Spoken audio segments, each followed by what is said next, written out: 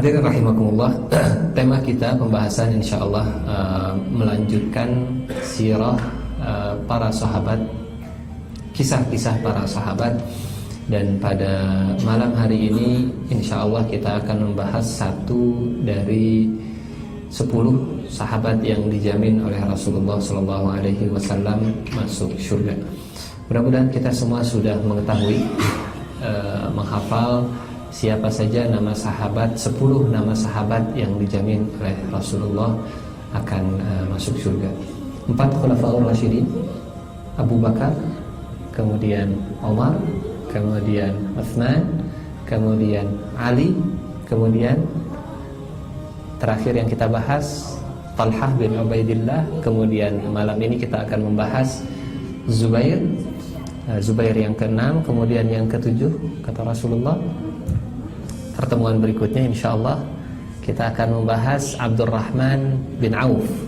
Pertemuan berikutnya insyaallah kita akan membahas Sa'ad bin Abi Waqqas. Kemudian yang ke-9 kata Rasulullah Sa'id bin Zaid. Sa'id bin Zaid, iparnya Umar bin Khattab. Kemudian yang terakhir Abu Ubaidah ibn Al-Jarrah. 10 nama sahabat yang dijamin oleh Rasulullah akan menjadi penghuni surga Firdaus tentunya bersama dengan Rasulullah, dan pastinya tanpa hisab.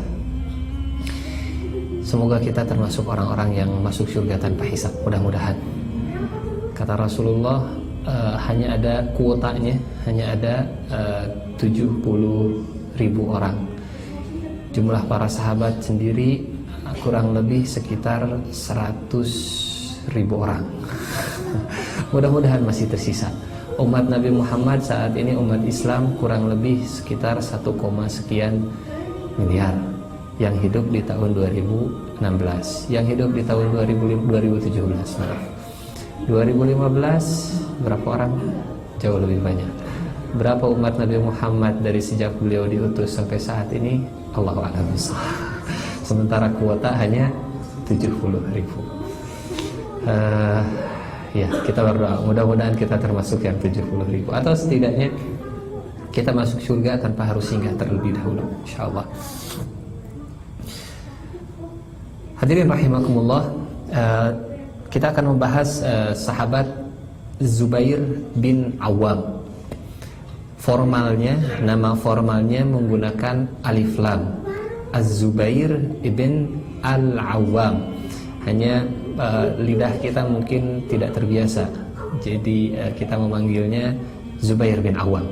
Setidaknya kita tahu formalnya pakai alif lam, Az-Zubair ibn Al-Awwam. Siapa bapaknya?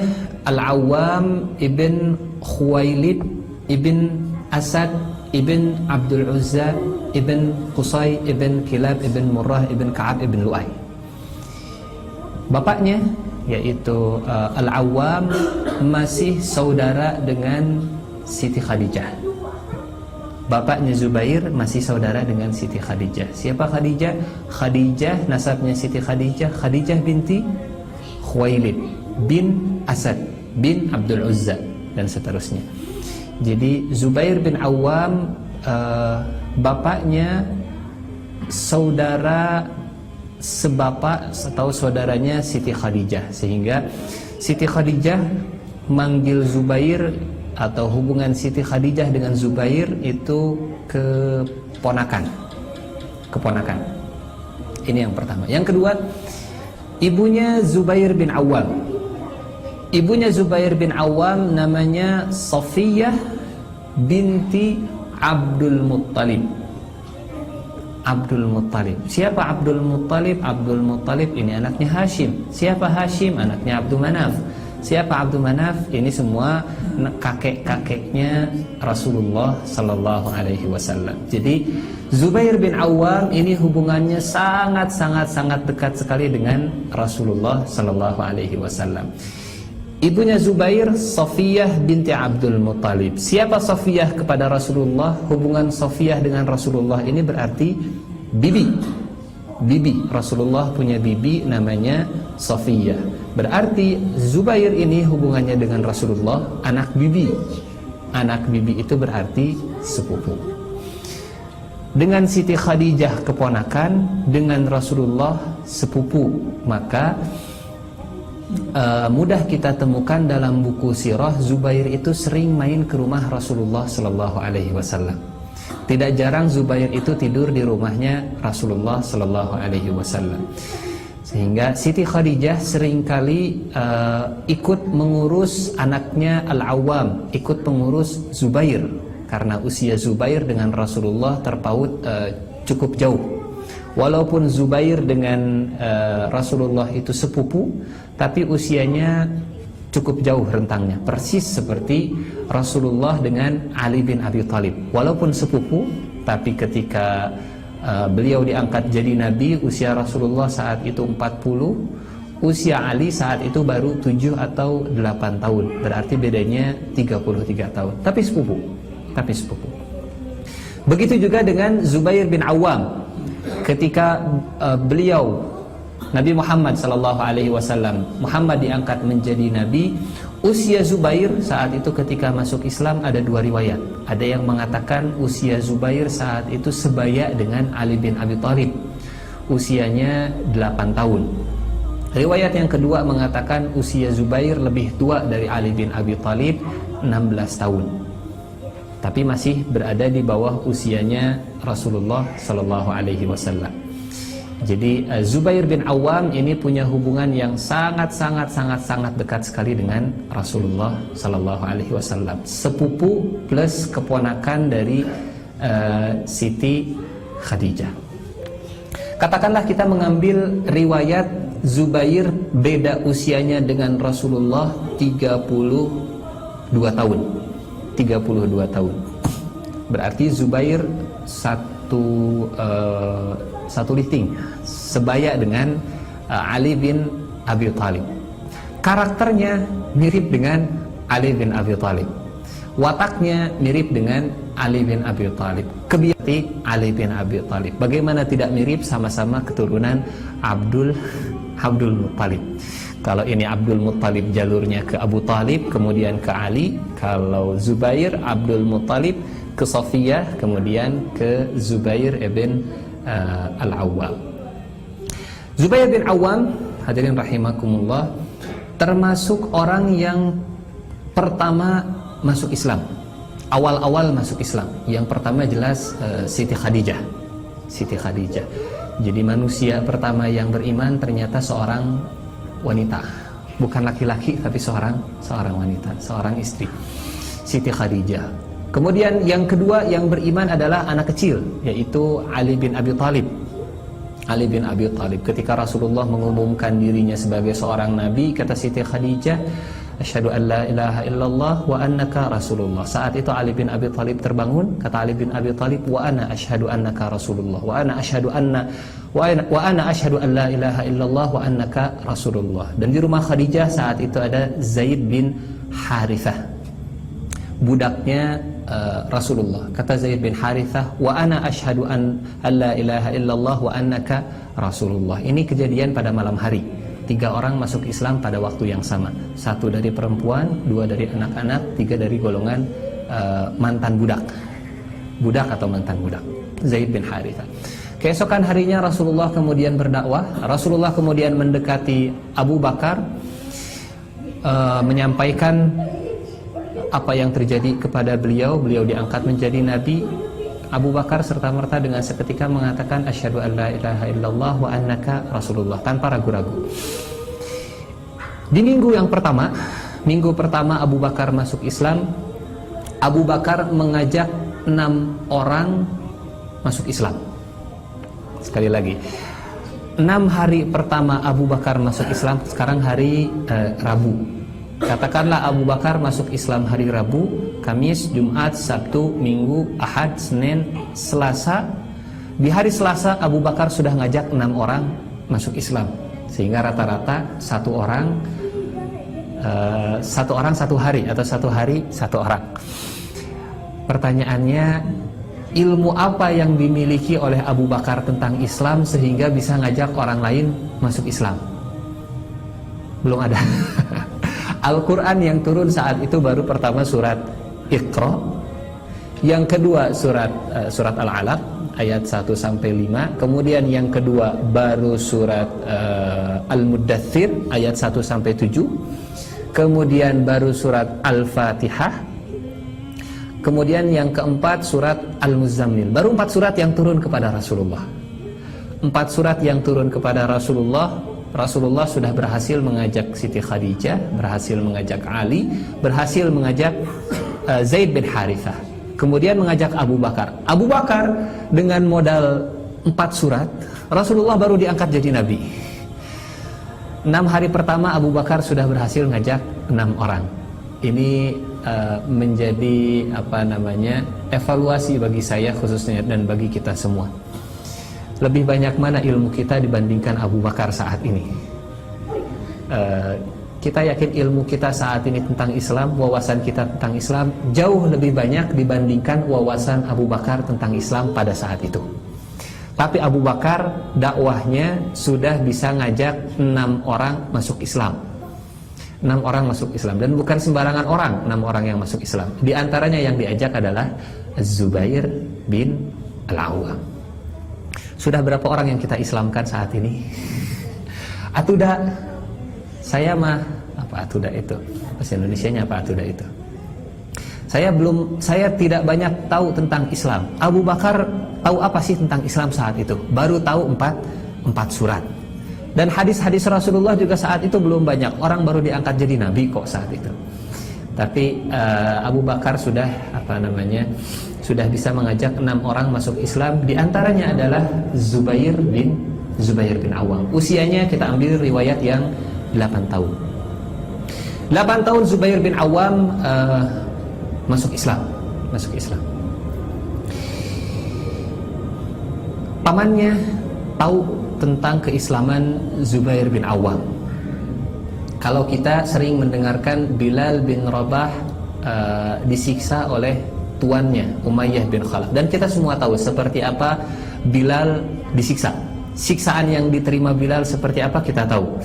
Dibuka bajunya, kemudian disuruh tidur di padang pasir siang hari, kemudian ditimpa batu. Saya tidak mudah-mudahan kita juga tahu seperti apa siksaan yang diterima oleh Zubair bin Awam di usianya yang baru 8 tahun ketika dia mengumumkan keislamannya di hadapan keluarga. Pamannya menyiksa Zubair bin Awam. Saya malu menceritakan ini. Kalau kita membela agama ini, membela Islam ini, duduk di masjid, kemudian dengan AC, kemudian disediakan minuman, masih bisa tertawa. Tapi Zubair bin Awam usianya 8 tahun mendapatkan siksaan. Bayangkan anak usia 8 tahun disiksa dengan siksaan seperti ini. Digulung dengan hasir. Hasir itu seperti tikar yang terbuat dari dari daun kelapa atau dari sabut, dari daun kurma. Hasir. Dari tikar lah, tikar yang dibuat dari daun kurma. Kemudian Zubair bin Awam digulung dengan tikar persis seperti kambing bakar. Anak usia 8 tahun digulung dengan tikar, kemudian ditaruh di bawahnya, ditaruh api sampai asapnya yakhniq. Kalau dalam redaksi sirahnya, yakhniq itu nafasnya Zubair tercekat gara-gara asap. Kalau ada orang kebakaran bisa mati gara-gara asap, dan itulah yang dialami oleh Zubair. Bukan hanya asap, tapi panasnya api yang ada di bawah Zubair bin Awam, anak usia 8 tahun. Usia 8 tahun karena mengumumkan keislamannya, memberitahukan keislamannya kepada saudaranya, akhirnya menerima cobaan siksaan seperti tadi. Namanya anak usia 8 tahun. Ada kalanya karena tidak kuat menahan sesak nafas, kemudian teriak. Datang pamannya, kata pamannya, "Ukfur bi Rabbi Muhammad adra'u anka hadzal adzab." Kalau kamu kufur kepada Tuhannya Muhammad, saya hentikan siksaan ini. Kira-kira anak usia 8 tahun kalau saat ini mendapatkan siksaan seperti yang dialami oleh Zubair, kira-kira apa reaksinya, apa responnya? Kata Zubair bin Awam, dan inilah yang boleh jadi, inilah yang membentuk karakter, kepribadian, kekuatan Zubair bin Awam di masa yang akan datang. Kata Zubair bin Awam, la akfur bi Rabbi Muhammad abadan. Malu saya menceritakannya. Anak usia 8 tahun mengatakan, saya tidak akan kufur kepada Tuhannya Muhammad selamanya. Selamanya.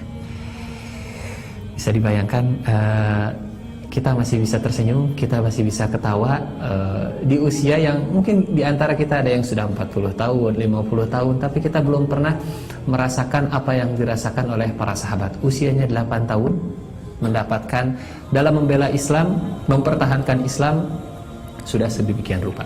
Radhiyallahu anhum ajma'in. Sampai akhirnya pamannya sendiri yang nyerah. Bukan Zubair bin Awam yang nyerah, tapi pamannya sendiri yang nyerah. Akhirnya dilepaskan oleh pamannya. Setelah itu kemudian Zubair bin Awam, ya, di usianya yang masih sangat belia, karena mendapatkan tekanan yang begitu luar biasa dari keluarganya, meskipun bibinya sendiri Khadijah bintu Khuwailid ini seorang yang beriman, akan tetapi tekanan dari keluarganya begitu berat, sehingga berangkat dari peristiwa ini tidak jarang kita temukan dalam buku tarikh, buku sirah, Zubair bin Awam itu sering main ke rumahnya Rasulullah dibandingkan main ke rumah orang tuanya sendiri, ke rumah saudaranya sendiri. Itu Zubair bin Awam. Dan Zubair bin Awam termasuk sahabat junior yang ikut hijrah bersama para sahabat ke Habasyah. Pergi, usianya saat itu masih di bawah 15 tahun, ya, usianya masih belum baligh, sudah melakukan perjalanan pergi ke Habasyah, ke Ethiopia. Pergi ke Habasyah, kemudian mendapatkan informasi orang-orang Quraisy itu masuk Islam, balik lagi Zubair bin Awam ke kota Mekah. Ada ketika turun surat An-Najm, sebagian sahabat pergi ke Habasyah. Kemudian di kota Mekah turun surat An-Najm, wan najmi idza hawa ma dhalla sahibukum wa ma ghawa wa ma yantiqu 'anil hawa in huwa illa wahyun yuha 'allamahu syadidul quwa, sampai ayat wa manatats tsalitsatal ukhra. Di dalam Al-Qur'an Allah Subhanahu wa taala menyebutkan sesembahannya orang kafir Quraisy. Kata orang kafir Quraisy, baru kali ini sesembahan kita disebutkan oleh Muhammad, sehingga mereka mau mendengarkan ayat Al-Qur'an. Wa manata tsalitsatal ukhra alakumudz dzakar wa lahul untha tilka idzan qismatun dhiza. Sampai surat An-Najm ini selesai dibacakan oleh Rasulullah dari awal sampai akhir, semuanya sujud. Orang-orang kafir Quraisy semuanya sujud. Saking kuat, karena di akhir surat An-Najm itu ayat sajdah. Saking kuatnya isi dari surat An-Najm sampai orang-orang kafir Quraisy sujud. Dan sujudnya orang kafir Quraisy ini diisukan bahwa orang-orang kafir Quraisy mereka masuk Islam. Padahal saking kuatnya pengaruh surat An-Najm sampai mereka tidak sadarkan diri, mereka terbawa sujud. Fasjudu lillahi wa'budu. Akhir surat An-Najm, maka sujudlah kalian dan sembahlah Allah Subhanahu wa taala, serta merta mereka sujud.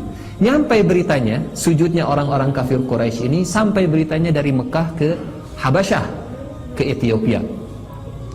Yang nyampe beda biasa. Informasi orang pertama ke orang kedua bias 1 derajat. Orang kedua ke orang ketiga nambah lagi 1 derajat. Orang ketiga ke orang keempat 1 derajat.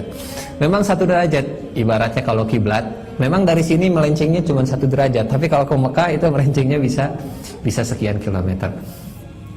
Jadi yang nyampai ke orang-orang Muslim, ke sahabat yang ada di Ethiopia, mereka informasinya yang sampai ke mereka, orang kafir Quraisy mereka sudah masuk Islam. Inilah yang menyebabkan sahabat yang hijrah ke Ethiopia, ke Habasyah, balik lagi ke Mekah. Jadi hijrah ke Habasyah itu 2 kali. Hijrah yang pertama karena begitu besar tekanan yang dialami oleh para sahabat. Kembali mereka ke kota Mekah gara-gara mendengarkan informasi tadi setelah turun surat An-Najm. Hoax. Jadi hoax sudah ada sejak zaman dulu. Dan hoaknya zaman dulu sulit untuk diverifikasi karena jauhnya jarak antara kota Mekah dengan Ethiopia. Kembalilah para sahabat dari Ethiopia ke kota Mekah.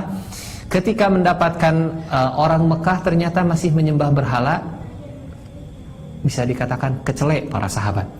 Dan tidak sedikit di antara para sahabat yang kembali ke kota Mekah ditangkap oleh keluarganya, mendapatkan siksaan yang lebih dahsyat. Sampai akhirnya mereka kemudian berhijrah yang kedua kalinya ke Habasyah. Zubair bin Awam tinggal di kota Mekah setelah hijrah yang pertama. Dan Zubair bin Awam saat itu usianya sudah mencapai 20-an tahun, belasan tahun, mendekati usia 20 tahun. Saat itu Rasulullah SAW sedang berada di rumahnya Arqam bin Abil Arqam. Ada informasi hoax lagi yang nyebar, Qutila Muhammad, Qutila Muhammad, Qutila Muhammad, Muhammad terbunuh, Muhammad terbunuh, Muhammad terbunuh. Nyebar informasi ini di kalangan orang-orang Quraisy. Saat itu Zubair bin Awam sedang ada di rumahnya, sedang ngasah pedang. Sampai informasinya ke Zubair bin Awam. Zubair bin Awam saat itu sedang tidak pakai baju, sedang telanjang dada. Sampai informasi kepada Zubair bin Awam, Muhammad terbunuh. Beliau kemudian megang pedangnya, keluar rumahnya dalam kondisi telanjang seperti tadi, kemudian keliling mencari kebenaran informasi tadi. Ketika keluar, kemudian nyampai ke Bukit Sofa. Tidak lama kemudian Rasulullah keluar dari rumahnya Arqam bin Abil Arqam. Arqam bin Abil Arqam ini seorang pemuda, seorang pemuda yang menghadiahkan, mewakafkan rumahnya kepada Rasulullah untuk dijadikan tempat pelatihan, tempat pengajian. Kita tidak akan menemukan dalam sirah kelebihan Arqam bin Abil Arqam dalam masalah perang, enggak. Kita tidak akan menemukan dalam sirah kelebihan Arqam bin Abil Arqam dalam masalah kelihayan politik, enggak. Apa kelebihan Arqam bin Abil Arqam? Kelebihannya, beliau punya rumah yang kebetulan rumahnya strategis, berada di samping Bukit Sofa. Kemudian rumahnya ini diserahkan, diwakafkan oleh beliau kepada Rasulullah untuk dijadikan tempat pengajian. Itu keistimewaan Arqam bin Abil Arqam yang saya temukan dalam sirah. Sisanya sulit untuk kita temukan nama Arqam bin Abil Arqam dalam sirah Nabawiyah. Jadi keistimewaan Arqam bin Abil Arqam adalah rumahnya. Bukan keahliannya, bukan fisiknya, bukan hartanya, bukan politiknya, tapi rumahnya. Istimewa rumahnya, istimewa dengan rumahnya. Keluar Rasulullah dari rumah Arqam bin Abil Arqam, kemudian bertemu dengan Zaid. Kata Rasulullah, "Ya Zaid, malak ya Zaid." Zubair, maaf. "Malak ya Zubair. Ada apa kau wahai Zubair?" Bawa pedang kemudian telanjang dada. Kata Zubair, "Ya Rasulullah, saya dengar kabar bahwa engkau terbunuh." Kata Rasulullah, "Apa yang akan kau perbuat kalau memang informasi tadi benar?" Kata Zubair, "Ya Rasulullah, akan saya cari siapa pembunuhnya dan akan saya habisi." Kata Rasulullah, "Barakallah ya Zaid. Semoga Allah memberkahi engkau, kecintaan engkau kepada saya." Dan Rasulullah mendoakan kepada Zubair bin Awam, mendoakan pedang Zubair bin Awam. Maka kata para ahli sirah, kata para ulama tarikh, tidak pernah sekalipun Zubair bin Awam terkalahkan setiap kali dalam peperangan apapun. Pedang yang didoakan oleh Rasulullah, pedang yang lebih dulu didoakan daripada pedangnya Khalid bin Walid. Khalid bin Walid itu masuk Islamnya jauh setelah Zubair bin Awam. Sampai kalau kita membaca sirahnya, profilnya Zubair bin Awam, disebutkan awwalu man salla sayfahu fil Islam. Orang pertama yang menghunuskan pedangnya dalam Islam itu adalah Zubair bin Awam. Bukan Abu Bakar, bukan Umar, bukan Khalid, bukan Uthman, bahkan bukan Ali. Yang pertama kali menghunuskan pedangnya untuk Islam adalah Zubair bin Awam. Ibaratnya saat itu di Mekah, kondisi Rasulullah dan para sahabatnya bukan kondisi yang cocok untuk ngangkat senjata. Bukan kondisi yang cocok untuk ngangkat senjata. Tapi Zubair nekat untuk ngangkat senjata. Siapa yang bunuh Rasulullah? Padahal Zubair baru saja disiksa sebelumnya oleh keluarganya. Tapi ketika mendengarkan informasi ini, Zubair nantang, siapa yang membunuh Rasulullah akan saya bunuh. Hal yang sama yang dilakukan oleh Umar bin Khattab ketika mendengarkan informasi Rasulullah meninggal. Kapan? Di kota Madinah. Di kota Madinah. Ketika Rasulullah benar meninggal, Umar bin Khattab dapat informasi tadi, Umar bin Khattab menghunuskan pedangnya, kata Umar bin Khattab, siapa yang bilang Muhammad mati akan saya penggal kepalanya. Umar bin Khattab ketika berada di Madinah. Tapi Zubair ketika masih ada di Mekah, ketika orang-orang masih banyak yang kafir, dan usia Zubair saat itu masih sangat belia. Musuh-musuh Rasulullah masih banyak. Keberanian Zubair bin Awam ini yang dicatat dalam sejarah, awwalu man salla sayfahu fil Islam. Orang yang pertama kali berani ngangkat senjata. Kalau kita mungkin orang yang pertama kali berani ngangkat pistol di hadapan orang-orang kafir. Ketika saat itu belum ada yang berani ngangkat pistol di hadapan orang-orang kafir. Ini usianya belum mencapai 20 tahun. Keberanian Zubair bin Awam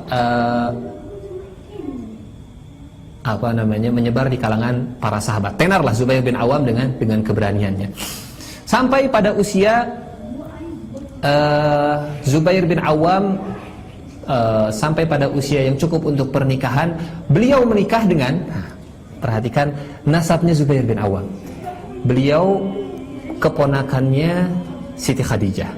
Beliau sepupunya Rasulullah. Dan beliau menikah dengan anaknya. Ada yang tahu?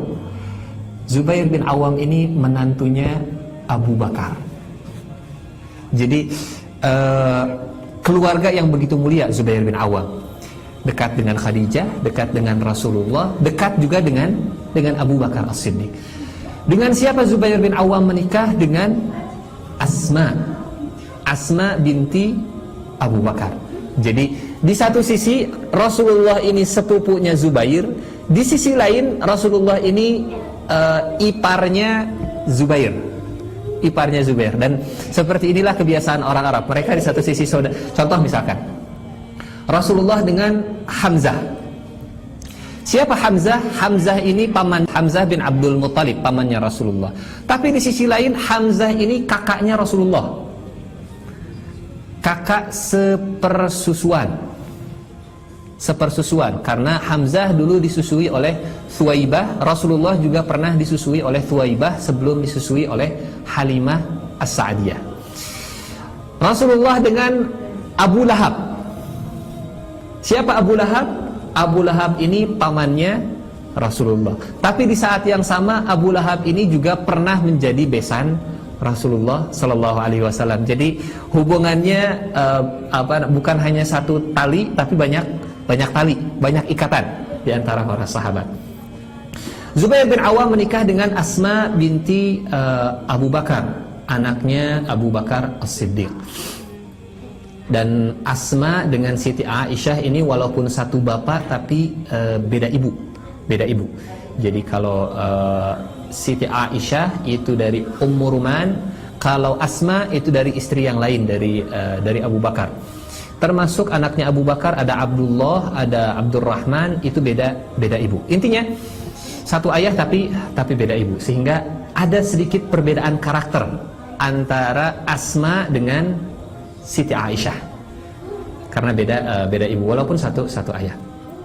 Asma karakternya cenderung jauh lebih tough, jauh lebih tegas, mirip seperti Az-Zubair bin Al-Awwam. Meskipun hadirin rahimakumullah, walaupun kedua orang ini adalah sahabat dan sahabiat yang senior, sahabat dan sahabiat yang utama, yang dijamin masuk surga oleh Allah Subhanahu wa taala, akan tetapi ini juga perlu disampaikan, yang namanya Zubair bin Awam dan Asma termasuk manusia, bahwa pernikahan Zubair bin Awam dengan Asma binti Abu Bakar pada akhirnya kandas. Jadi Zubair bin Awam dengan Asma itu akhirnya bercerai. Tapi jauh setelah setelah Zubair bin Awam hijrah ke kota Madinah. Bagaimana kisah perceraiannya? Tentu ada sebab di belakangnya. Yang jelas, ada yang tahu sebabnya perceraian? Orang bercerai itu gara-gara menikah. Jadi kalau tidak ada pernikahan, insya Allah tidak akan ada perceraian. Zubair bin Awam menikah dengan Asma binti Abu Bakar. Di usia Rasulullah Sallallahu Alaihi Wasallam yang ke-53, 13 tahun setelah Muhammad diangkat menjadi seorang nabi, Saat itu Asma binti Abu Bakar sedang hamil 7 bulan. Asma binti Abu Bakar sedang hamil 7 bulan. Dan Asma binti Abu Bakar menceritakan bagaimana kisah pernikahan Zubair bin Awam dengan Asma. Kata Asma, awal-awal, ini memang cukup sedih kalau pada akhirnya kita tahu Asma binti Abu Bakar bercerai dengan Zubair. Asma menceritakan awal-awal pernikahan dulu Zubair itu tidak punya apa-apa. Walaupun pada akhirnya kita tahu Zubair bin Awam ini termasuk di antara para sahabat 10 di antara para sahabat yang dijamin masuk surga, termasuk pedagang sukses, konglomerat sukses. Tapi pada awal-awal pernikahan, kata Asma binti Abu Bakar, Zubair bin Awam ini tidak punya apa-apa di dalam rumahnya kecuali hanya kuda dan sepetak tanah. Hanya itu harta kekayaan yang dimiliki oleh Zubair. Hanya rumah, hanya pedang, kemudian kuda dan sepetak tanah. Sepetak tanah yang jaraknya, kata Asma, jaraknya 2/3 farsakh. Kalau dikilometerkan kurang lebih sekitar 3 kilometeran lah. 3 kilometeran. Ladang yang dimiliki oleh Zubair bin Awam jaraknya 3 kilometer dari rumahnya Zubair. Apa yang dilakukan oleh Asma? Asma sendiri yang bercerita. Setiap hari Asma pergi ke kebunnya, kemudian mengambil rutob itu kurma basah, kemudian menyediakan untuk Zubair, dikeluarkan bijinya, biji rutob, biji korma, kemudian bijinya digiling, gilingan bijinya ini kemudian jadi pakan untuk kudanya Zubair. Itu anaknya Abu Bakar. Abu Bakar yang kaya raya luar biasa, termasuk di antara pedagang sukses. Anaknya Asma binti Abu Bakar melayani Zubair bin Awam dalam kondisi yang seperti tadi. Jadi kondisi awal-awal pernikahan mereka cukup perih. Di tahun ke-13 kenabian, setelah Muhammad usianya 53 tahun, Rasulullah akan berhijrah, kemudian Rasulullah bersembunyi di Gua Thur. Beliau minta kepada anaknya, ya. Beliau minta kepada Abu Bakar dan Abu Bakar minta kepada anaknya supaya yang mengantarkan makanan itu bukan orang lain. Tidak ada yang tahu di mana posisi Rasulullah kecuali seorang wanita, yaitu Asma. Zubair bin Awam sendiri tidak tahu. Ali bin Abi Thalib tidak tahu di mana Rasulullah sembunyi. Yang tahu rahasia di mana Rasulullah sembunyi itu hanya Asma. Pelajaran besar yang luar biasa. Seorang wanita diberikan amanah oleh Rasulullah, tolong jaga rahasia. Biasanya kalau ini rahasia ya, disampaikan ke orang lain, ini rahasia ya. Ke orang yang berikutnya juga ini rahasia. Sehingga akhirnya jadi rahasia umum akhirnya. Jadi rahasia. Rahasia tapi rahasia umum. Rasulullah mengamanahkan tempat persembunyiannya bukan kepada seorang laki-laki tapi kepada seorang perempuan, Asma binti Abu Bakar. Kalaulah seandainya, naudzubillah min dzalik, tentu bukan seperti ini. Kalaulah seandainya bocor, nyawa Rasulullah sudah beda ceritanya mungkin. Allahu a'lam bishawab. Rasulullah mempercayakan kepada Asma. Kenapa? Karena Rasulullah meminta kepada Asma untuk bolak-balik menyampaikan makanan, catering. Asma bagian catering. Jadi kalau kita ada yang mau bisnis catering, kasih nama Asma Catering Asma, yang mengantarkan catering kepada Rasulullah SAW. Berapa jaraknya? Ini sekali lagi, keluarganya Zubair bin Awam. Berapa jarak dari kota Mekah ke Jabal Thur? Kita yang sudah pernah pergi umroh bisa mengetahui jaraknya kurang lebih sekitar 3-4 km. Dan Asma binti Abu Bakar tidak naik onta. Kalau naik onta, orang kafir Quraisy akan tahu Asma naik onta. Naik onta itu ibarat naik mobil off-road. Ibarat naik mobil, sekarang mobil off-road lah, mobil-mobil mahal. Kalau naik mobil yang mewah berarti dia akan jarak jauh, pergi jauh. Asma binti Abu Bakar tidak naik kuda. Kalau naik kuda berarti akan pergi yang jauh dan kembalinya dalam waktu yang cepat. Asma binti Abu Bakar jalan kaki, sehingga orang akan mikir, oh jalan kaki paling jaraknya dekat. Dari sini kita bisa memahami kenapa Rasulullah ketika pergi ke Taif tidak naik onta, tidak naik kuda, tidak naik keledai, tapi jalan kaki. Kenapa? Ini strategi dari Rasulullah ya. Setiap kali ada jalan kaki, jangan anggap enteng jalan kaki. Pasti ada strategi di balik jalan kaki. Kenapa Rasulullah ke Taif jalan kaki?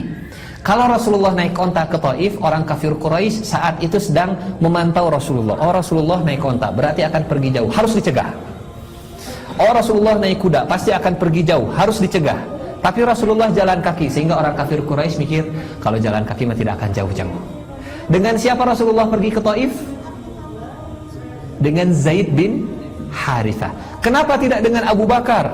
Kalau dengan Abu Bakar, orang kafir Quraisy akan berpikir Muhammad pergi dengan sahabat terdekatnya, dengan perdana menterinya, dengan orang terdekatnya, pasti ini pergi dalam rangka misi yang besar, meeting yang besar. Tidak dengan Umar bin Khattab, tidak juga dengan Utsman, tidak dengan Ali. Rasulullah pergi dengan Zaid bin Harithah. Siapa Zaid bin Harithah? Mantan anak angkat Rasulullah, atau anak angkat Rasulullah lah katakan. Sehingga orang kafir Quraisy akan berpikir, oh, Muhammad jalan kaki, jalan dengan mantan anak angkatnya. Paling ini piknik keluarga. Tidak akan jauh-jauh, tidak akan jauh-jauh. Ternyata Rasulullah jalan kaki dengan Zaid bin Harithah pergi ke Taif. Jaraknya berapa kilometer? Kurang lebih sekitar 70-80 kilometer ke Taif. Jadi tidak disangka oleh orang-orang kafir Quraisy. Jadi jangan anggap enteng strategi Rasulullah SAW. Asma binti Abu Bakar jalan kaki. Dan jangan lupa, Asma saat itu sedang hamil 7 bulan. Sehingga orang tidak akan berpikir Asma mengejar Muhammad yang pergi ke kota Madinah. Nggak akan berpikir demikian orang kafir Quraisy. Perginya jalan kaki. Orang sedang hamil besar seperti ini, jalan kaki di tengah padang pasir, mustahil akan pergi jauh-jauh.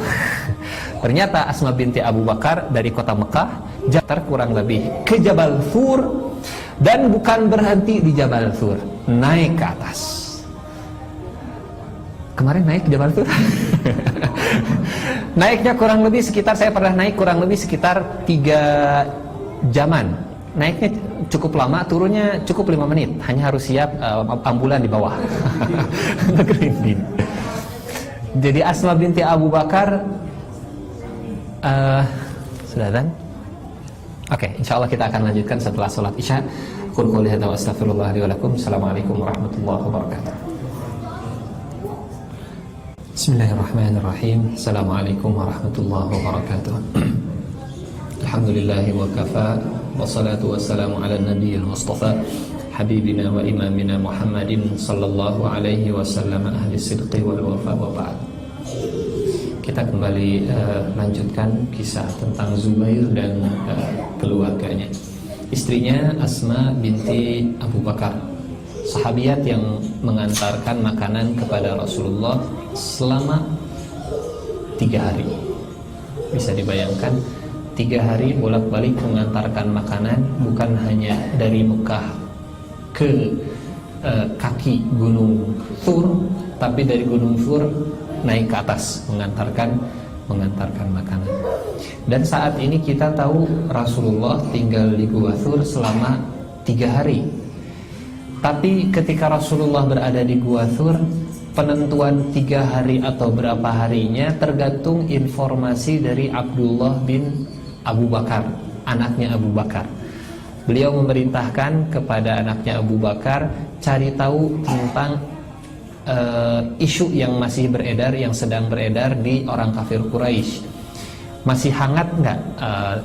Masih viral informasi tentang kepergian Muhammad atau sudah menurun tensinya? Kalau misalkan masih hangat, berarti Rasulullah tetap tinggal di Gua Thur. Kalau misalkan sudah turun tensinya, baru Rasulullah pergi ke kota Madinah. Ternyata setelah 3 hari, berdasarkan informasi dari Abdullah bin Abu Bakar, oh, orang kafir Quraisy mereka sudah mulai turun tensinya. Baru Rasulullah memutuskan untuk pergi ke kota Madinah. Seandainya, kata Abdullah bin Abu Bakar, orang kafir Quraisy masih hangat memperbincangkan tentang kau, wahai Rasulullah, maka Rasulullah bukan 3 hari, boleh jadi mungkin seminggu, boleh jadi 2 minggu dan seterusnya. Dan selama itu pula Asma binti Abu Bakar akan mengantar jemput makanan, mengantarkan catering ke Rasulullah. Asma binti Abu Bakar saat itu sedang hamil, naik turun gunung. Usia hamilnya 7 bulan, usia kandungannya 7 bulan. Sehingga kalau ada pertanyaan, siapakah sahabat yang pertama kali lahir di kota Madinah? Jawabannya anaknya Zubair bin Awam. anaknya Asma. Karena ketika Rasulullah ada di Gua Thur, usianya 7 bulan kandungannya, ketika Asma hijrah ikut bersama dengan para sahabat. Setelah Rasulullah hijrah, Asma kemudian ikut. Ketika sampai di kota Madinah, Asma dan Zubair kemudian mendapatkan seorang anak laki-laki. Anak laki-laki yang lahir di kota Madinah. Anak sahabat yang lahir pertama kali di kota Madinah. Setelah sebelumnya, setiap kali beberapa sahabiat yang hamil selalu keguguran, sehingga orang Yahudi yang ada di kota Madinah ngejek. Tuh lihat, orang Muslim mereka nggak bisa tinggal di kota Madinah. Setiap kali hamil keguguran, sehingga ketika Asma binti Abu Bakar datang ke kota Madinah dalam kondisi hamil, kemudian melahirkan Abdullah bin Zubair, semua kaum muslimin senang, bertakbir. Kenapa? Bisa membalikan omongannya orang Yahudi. Ini akhirnya ada yang hamil juga. Namanya Abdullah bin Zubair. Seluruh nama anak Zubair bin Awam, kalau hadirin nanti kembali ke referensinya silahkan dicari Siyar A'lam An-Nubala atau Usudul Ghabah fi Tamyizis Sahabah atau Safiyur Rahman apapun ya, referensinya silahkan dicari. Kalau kita lihat anak-anaknya Zubair bin Awam, kita baca anak-anaknya Zubair bin Awam, semuanya adalah nama-nama sahabat yang syahid. Karena kecenderungan Zubair bin Awam memberikan nama anaknya dengan nama anak-anak sahabat, dengan nama sahabat yang syahid. Anak yang pertama Abdullah. Memberi nama Abdullah, ingin seperti Abdullah ibn Jahash. Kemudian anak yang berikutnya Mus'ab bin Zubair bin Awam, ingin seperti Mus'ab bin Umair, dan seterusnya. Seluruh anak Zubair. Berbeda dengan Tolhah. Kalau Tolhah bin Ubaidillah memberi nama anaknya itu dengan nama anak-anak Nabi. Kecenderungan Tolhah memberi nama anak dengan nama anak Nabi. Sementara Zubair dan masing-masing punya kecenderungannya dengan karakter Zubair yang seperti tadi ya. Sehingga Abdullah bin Zubair bin Awam, ada sebuah kisah yang luar biasa. Ini menunjukkan bagaimana karakter ayah nurun kepada anak. Keberanian Zubair nurun kepada anaknya Abdullah. Umar bin Khattab, sosok yang kalau Umar bin Khattab jalan lewat satu gang, setan itu lebih memilih gang yang lain. Sosok yang sangat ditakuti. Sampai disebutkan Umar bin Khattab itu sedang nyukur, tahallul, kemudian Umar bin Khattab batuk. Tukang cukurnya jatuh ke belakang. Saking ketakutannya, haibah atau wibawa Umar bin Khattab, dahamnya saja, batuknya saja bisa bikin orang takut. Jalannya saja bisa bikin setan takut. Suatu saat Umar bin Khattab jalan di kota Madinah. Jalan di kota Madinah, saat itu anak-anak sedang main.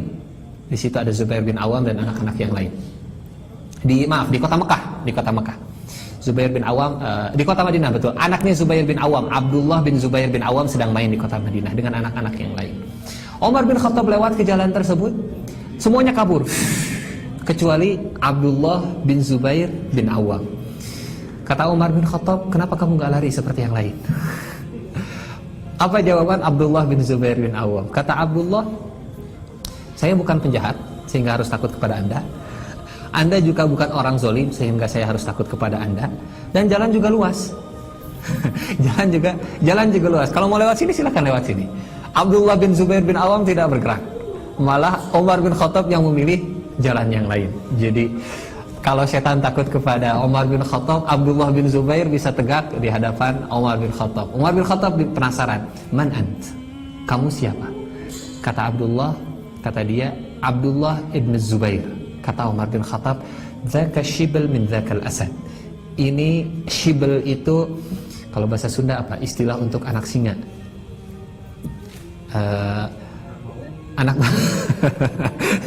Shibl itu istilah bahasa Arab untuk anak singa.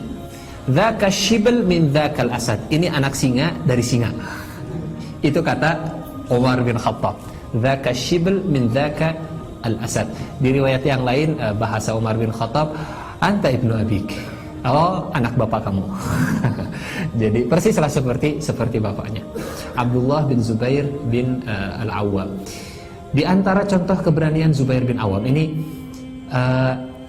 saya menemukan redaksi seperti ini dalam sebuah buku sirah. Jadi min nukhbatus sahabah, para sahabat pilihan dalam berperang. Kalau pakai bahasa sekarang mungkin pasukan khususnya Rasulullah. Pasukan komando Rasulullah. Pasukan komando Rasulullah itu kalau dipilih komandannya ada 3. Satu Hamzah, yang kedua Ali, yang ketiga Zubair. Yang ketiga Zubair. Ini pas khasnya. Pasukan komando khususnya. Kopassusnya Rasulullah. Karena 3 orang sahabat ini punya kebiasaan istimewa ketika berperang. Beda dengan Khalid bin Walid. Kalau Khalid bin Walid ini musuh, ini kaum muslimin. Kalau Khalid bin Walid menjadi pemimpin, menjadi komandan, kebiasaan Khalid bin Walid lebih baik memutar jauh, kemudian mukul mundur dari belakang. Itu yang dilakukan oleh Khalid bin Walid kepada Rasulullah ketika perang Uhud. Ini Jabal Uhud, Gunung Uhud. Ini Jabal Rummah, Gunung Pemanah. Ini kota Madinah, kiblat itu ke arah selatan. Gunung Uhud itu ada di utara kota Madinah.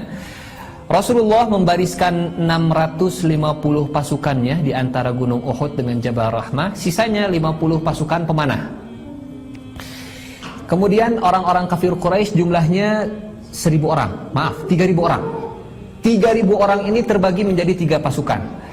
Sebelah kanan mereka berarti sebelah kiri Rasulullah. Kalau ini pasukan pemanah, berarti lurusan pasukan pemanah itu pasukannya Khalid bin Walid. 300 pasukan kuda yang dipimpin oleh Khalid bin Walid. Kemudian pasukan sebelah kirinya orang kafir Quraisy itu 700 orang yang dipimpin oleh Ikrimah, anaknya Abu Jahal. Di sini 300, di sana 700, di tengah-tengah 2000 orang dipimpin oleh Abu Sufyan. Abu Sufyan di tengah, di sebelah kirinya Khalid bin Walid, di sebelah kanan Rasulullah Ikrimah bin Abu Jahal. 3000 melawan 700. Tadinya 1000 orang, tapi yang 300 orang di tengah perjalanan balik lagi ke kota Madinah. Akhirnya Rasulullah mencari sebuah strategi paling sempit. Dapatlah tempat yang paling sempit itu antara Gunung Uhud dengan Jabal Rum. Ibaratnya beginilah, kalau saya dikepung oleh 8 preman, jangan bertarung, jangan gelut, jangan berantem di tempat yang luas, tapi cari gang. Cari gang. Kenapa? Supaya saya bisa 1 lawan 1 dengan preman tadi. Jumlah Rasulullah 700 orang melawan 3000 orang. Rasulullah nggak pernah mencari tempat yang luas, tapi cari tempat yang sempit, cari gang. Sehingga jumlah Rasulullah 650 orang antara Gunung Uhud dengan Jabal Rummah, Gunung Pemanah. Di atas Gunung Pemanah 50 orang. Memaksa pasukan kafir Quraisy yang tadinya 3000 harus berhadapan dengan jumlah yang sama dengan pasukan Rasulullah. Jadi luar biasa strategi Rasulullah. Kalau bertarung dengan 8 orang cari gang sehingga kita 1 lawan 1. Tapi stamina harus kuat. Jangan sampai baru lawan 1 udah capek, akhirnya sisanya 7 orang babak belur. Strateginya sudah mantap tapi stamina tidak kuat. Sehingga dalam bertarung itu butuh 3 kekuatan. Yang pertama stamina, yang kedua ketepatan, yang ketiga kekuatan. Ini yang diumpamakan oleh Rasulullah. Ajarkanlah anak kalian berkuda, berenang, dan memanah. Berkuda, berenang, dan memanah ini melatih 3 unsur tadi. Memanah itu ketepatan, berenang itu kekuatan, kemudian berkuda itu kecepatan. Jadi orang akan menang kalau cepat, tepat, kuat. Ada yang cepat, kuat, tapi tidak tepat. Denggel teh kemana we gitu, nembak teh kemana, cepat memang, kuat memang tembakannya, tapi nggak kena, musuh juga nggak akan kalah. Ada yang cepat, tepat, tapi tidak kuat. Cepat memang mukulnya, tepat di ulu hati, tapi tidak kuat. Nah gitu, musuh juga tidak akan tumbang. Atau kuat, tepat, tapi tidak cepat. Kalah cepat nanti sama musuh. Jadi cepat, tepat, kuat. Itu di ibarat latihannya kata Rasulullah, alimu auladakum as-sibahah war-rimayah warukubal khair. Berkuda, berenang, dan memanah. Memanah itu untuk akurasi, ketepatan. Berkuda itu untuk kecepatan. Kemudian berenang itu untuk kekuatan. Rasulullah strateginya luar biasa. 3000 orang yang tadinya strategi orang kafir Quraisy itu ingin mengepung Rasulullah, jumlahnya 3000. sehingga mereka ingin mengepung Rasulullah. Ternyata Rasulullah jauh lebih cerdas. Rasulullah mencari tempat yang sempit. Sebelah kanan ditutup dengan gunung Uhud. Sebelah kanan ditutup gunung Uhud, dan yang namanya gunung Uhud itu kalau mau mutar itu cukup jauh, sehingga kurang lebih perjalanan kalau jalan kaki 3 jam. Jadi kalau misalkan mau mutar silahkan, tapi perang sudah selesai nanti yang mau mutar. Kalau mau lewat sebelah sini ada pasukan pemanah Rasulullah 50 orang. Jadi akhirnya mereka tidak bisa berkutik. Yang 2000 orang harus mengatur formasi jadi 700 orang. Yang 700 orang dipimpin oleh Ikrimah anaknya Abu Jahal bergabung dengan Abu Sufyan. Semuanya harus mengatur formasi 700 orang. Pasukan Khalid bin Walid diam di tempat. Setiap kali maju dipanah oleh Jubair bin Abdullah dengan 50 pasukannya dari atas dari atas bukit. Strategi Khalid bin Walid selalu nyerang itu dari belakang. Itu Khalid bin Walid. Kebiasaannya seperti itu. Setiap kali memimpin pasukan perang selalu nyerang dari arah belakang. Beda dengan Zubair bin Awam. Kebiasaan Zubair bin Awam ini luar biasanya. Keberanian, ketangguhan Zubair bin Awam yang akhirnya nurun kepada anaknya. Kalau berhadap-hadapan dengan pasukan Hamzah, ini kebiasaan yang sama. Hamzah karena satu keturunan. Hamzah anaknya Abdul Muttalib. Ali anaknya Abdul Muttalib juga. Zubair anaknya Abdul Muttalib. Dan kenapa mereka punya keberanian yang luar biasa? Karena kakek mereka atau Abdul Muttalib punya keberanian yang beda dengan yang lain. Masih ingat mungkin peristiwa pasukan gajah. Pasukan gajah datang ke kota Mekah, semuanya sembunyi. Yang berani menghadapi Raja Abraha hanya Abdul Muttalib. Dan datang juga, kalau orang lain hartanya dirampas, ya sudahlah, terserah Raja Abraha mau dirampas mau apa. Abdul Muttalib datang ke Raja Abraha, kata Abdul Muttalib, serahkan 200 onta saya. Kata Raja Abraha, aneh Anda ya, saya datang untuk menghancurkan tempat ibadah Anda datang kepada saya malah ngurusin harta Anda. Kata Abdul Muttalib, Inna lil baiti rabbun yahmi wa ana rabbul ibil. Hai Abraha, rumah itu, Ka'bah itu sudah ada yang ngurus, sementara yang ngurus onta itu saya. Jadi keberanian yang tidak biasa, keberanian yang luar biasa. Nurun kepada cucu-cucunya, nurun kepada anaknya, kepada Hamzah. Apa kebiasaannya? Kebiasaan berperang Zubair bin Awam. Kalau ada pasukan, ini kata Zubair bin Awam, beliau mengatakan, saya tidak pernah tertinggal peperangan yang diikut sertai oleh Rasulullah. Setiap kali Rasulullah ikut perang, Zubair bin Awam itu selalu hadir. Kalau ini sulit untuk terbayangkan, ginilah. Kalau pakai bahasa kita, saya tidak pernah ketinggalan pengajian yang dihadiri oleh Ustadz Adi Hidayat misalkan. Kalau itu perang, ini mau pengajian saja dulu lah.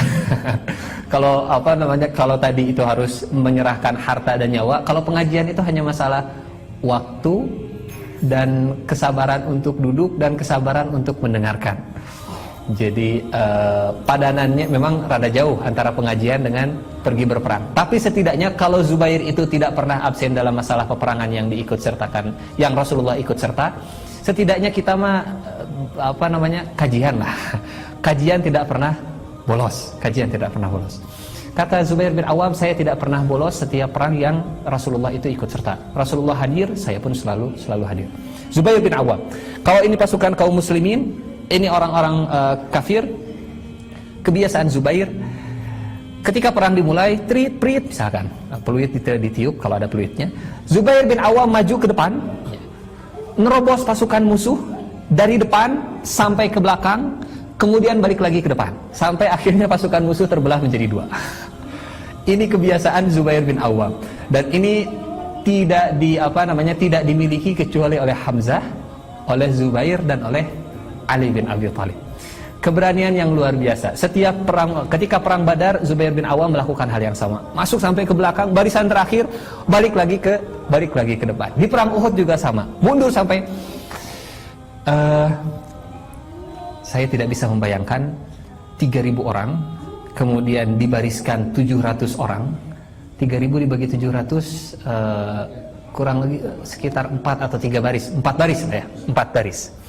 700 orang berbaris, kemudian ada 4 baris. Zubair bin Awam itu pun kalau semuanya berbaris memanjang, belum kalau berbarisnya berbanjar ke belakang. Zubair bin Awam dari depan ke belakang, seret, balik lagi ke depan, ke belakang lagi, balik lagi ke depan. ke belakang lagi, balik lagi ke depan, memberi jalan kepada kaum muslimin untuk memecah pasukan kafir Quraisy. Yang lebih dramatis silahkan dibaca di perang Yarmuk. Perang Yarmuk. Ketika perang Yarmuk, jumlah musuh kalau tadi 3.000, di perang Yarmuk di buku sirah disebutkan, walaupun ini juga diperbincangkan ya, jumlahnya yang fantastis. Jumlah musuh saat itu 200.000 pasukan Romawi. 200.000 pasukan musuh. Para sahabat nanya ke Zubair, "Ya Zubair, ala tashuddu wa nashuddu ma'ak?" Kata para sahabat ke Zubair, "Wahai Zubair, biasanya engkau nerobos ke belakang kemudian balik lagi. Kami pengen ikut bersama Anda." Kata Zubair, "In asyuddu kadzabtum." Kalau saya nerobos barisan mereka, kamu nggak akan sanggup. Kata para sahabat yang lain, sudahlah, nggak jadi. Nggak jadi. Dan akhirnya Zubair bin Awam benar-benar nerobos ke belakang, kemudian balik lagi ke depan. Walhasil hanya ada 2 sabetan pedang yang ada di pundaknya Zubair bin Awam, satu di kanan, satu di kiri. Anaknya namanya Mus'ab atau Urwah, saya lupa. Mus'ab bin Zubair atau Urwah bin Zubair. Anaknya cerita, sepulang dari perang Yarmuk, saya main dengan ayah saya nempelin jari-jari saya di pundaknya Zubair. Saking dalamnya luka, sampai jari-jarinya Mus'ab, itu jari anak kecil, bisa masuk ke luka Zubair bin Awam. Tapi bayangkan 200.000 orang dibelah pasukannya oleh Zubair bin Awam, lukanya hanya 2, satu di kanan, satu di kiri. Saking beraninya Zubair bin Awam. Contoh keberanian Zubair bin Awam ketika terjadi perang Khandaq, perang parit. Kota Madinah kondisinya sama seperti tadi, oleh Rasulullah dikelilingi oleh Khandaq, ya, beliau menggali parit. Di dalam kota Madinah, ya, di luar kota Madinah ada 10.000 pasukan orang Quraisy bersama dengan koalisi bangsa Arab yang lain. Jadi di luar kota Madinah ada musuh, di dalam kota Madinah ada orang-orang Yahudi Bani Quraidah. Mereka melanggar perjanjian. Dan kata Rasulullah, informasi ini sampai kepada Rasulullah khawatir, gelisah. Sampai di dalam Al-Qur'an bahasa Allah Subhanahu wa taala menceritakan kejiwaan kaum muslimin, hunalika btuliyal mu'minuna wa zulzilu zilzalan syadida. Pada peristiwa perang Khandaq ini, ubtuliyal mu'minun, orang-orang beriman itu benar-benar diuji. Wa zulzilu zilzalan syadida, dan mereka digoncangkan dengan segoncang-goncangnya. Saya tidak menemukan kondisi yang paling mengerikan dalam peperangan dalam sirah nabawiyah, bahasa Al-Quran yang sama seperti perang Khandaq. Zilzal itu getaran yang sangat kencang. Zilzal, al-zalzalah, hari kiamat dinamakan al-zalzalah, idza zulzilatil ardu zilzalaha. Dan Allah mengatakan, jiwa kaum muslimin, hati kaum muslimin, perasaan kaum muslimin itu sama seperti bumi ketika digoncangkan. Saking khawatirnya. Kenapa? Mereka sedang menghadapi musuh di luar. 2.500 kaum muslimin, mereka ada di perbatasan kota Madinah. Karena musuh 10.000 ada di luar kota Madinah, hanya dibatasi oleh parit. Sementara di dalam kota Madinah, mereka meninggalkan anak dan istri. Pertahanan di belakang kosong. Di dalam kota Madinah pertahanan kosong. Padahal di dalam kota Madinah, mereka tidak menyangka kalau orang-orang Yahudi Bani Quraidah berkhianat. Jadi kalau mereka meninggalkan parit, orang-orang 10.000 orang ini bisa masuk. Kalau mereka bertahan di parit, orang-orang Yahudi bisa saja membunuh keluarga mereka, membunuh keluarga Rasulullah, membunuh istrinya para sahabat, membunuh anaknya para sahabat. Pantas Allah mengatakan, hunalika btuliyal mu'minun wa zulzilu zilzalan syadida. Ke depan maju salah, ke belakang mundur salah. Rasulullah dalam kondisi yang gelisah, kata Rasulullah, man ya'tini bi khabari Bani Quraidah. Rasulullah kumpul dengan para sahabatnya, para sahabat yang khusus, pilihan, tidak semuanya kaum muslimin. Kata Rasulullah, siapa di antara kalian yang bisa memberitahukan kepada saya informasi kabar tentang Bani Quraidah, orang Yahudi yang tinggal di dalam kota Madinah yang mengkhianati perjanjian? Semuanya tidak ada yang bangun. Kenapa? Kalau ada yang bangun, kalau ada yang mendatangi Bani Quraidah, kemudian cari tahu informasi seperti apa kondisi Bani Quraidah, bisa saja mereka tidak kembali lagi ke Rasulullah. Kata Rasulullah, "Man ya'tini bi khabari Bani Quraidah?" Tidak ada yang bangun. "Man ya'tini bi khabari Bani Quraidah?" Baru setelah itu Zubair bin Awam mengacung, "Ana ya Rasulullah." Kata Rasulullah, "Idham." Kata Rasulullah, karena ini para sahabat yang khusus, Rasulullah berpesan, kalau seandainya Bani Quraidah itu benar-benar berkhianat, sampaikan kepada saya dengan bahasa isyarat yang tidak difahami kecuali oleh Rasulullah saja. Tapi kalau Bani Quraidah itu mereka tetap berada di atas perjanjian damai, tidak berkhianat, sampaikan dengan suara yang tinggi.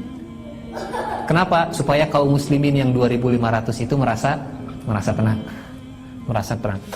Akhirnya Zubair bin Awam pergi ke kota Madinah, kemudian pergi ke kabilah Bani Quraidah, dan luar biasanya orang-orang Bani Quraidah bisa saja kalau mereka mau membunuh Zubair bin Awam.